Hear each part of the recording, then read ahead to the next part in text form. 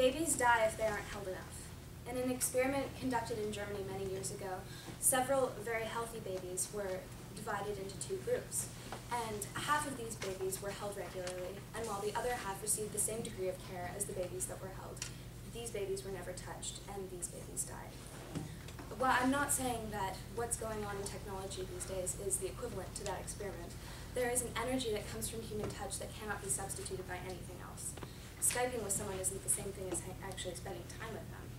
In the film Transcendent Man, Ray Kurzweil predicts that in about 40 years, the human race will be uploading all of our memories and experiences onto computers. But almost in an existential sense, can you upload a soul? When do we surpass being human and just become machines? It has been scientifically proven that people who have had heart transplants sometimes, well, very frequently, take on personality traits that used to belong to the person whose heart they've just received.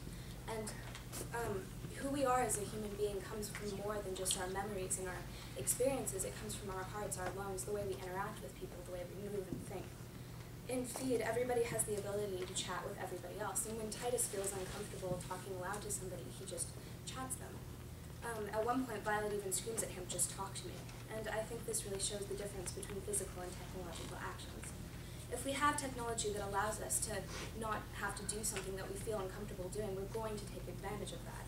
In the article, Why Talk When You Can Text, surveyed college students expressed feeling more secure and in control when texting than talking to their friends.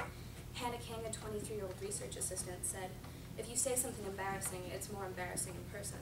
Her friend, Hanazu, admitted that she feels more comfortable being a step removed from her peers when she's talking with them online. She said, "You can retract what you said or pretend you were talking to someone else." This shows how much easier it is to sort of falsify your persona if you're not interacting with somebody in real time. In the article, Internet Addiction Can Harm Real Relationships, it was stated that plenty of people hardly have time to spend with their loved ones because they're so busy checking their emails. Not only is technology affecting our face-to-face relationships with other people, it's able to affect us physically on a personal level. In the article, You Love Your iPhone, Literally, Martin Lindstrom conducted experiments with the help of 8 men and 8 women between the ages of 18 to 25.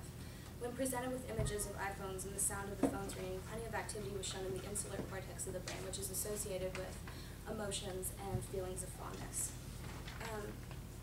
Martin Lindstrom wrote, "As we embrace new technology that does everything but kiss us on the mouth, we risk cutting ourselves off from human interaction. The man or woman we love most may be seated across from us on a romantic Paris bistro, but their 8GB, 10GB, or 32GB rivals lie in our pockets and purses. If we allow ourselves to be so distracted by technology, we become removed from the present moment and the people that we happen to be spending time with.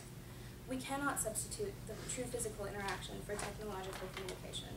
I'm not refuting the assets of having the ease of communication at our fingertips, but the more we assimilate it into everyday lives, the more we become entangled in it, and we shouldn't sacrifice true interactions for modern advancements, because when we get down to it, the very base of life is face-to-face relationships."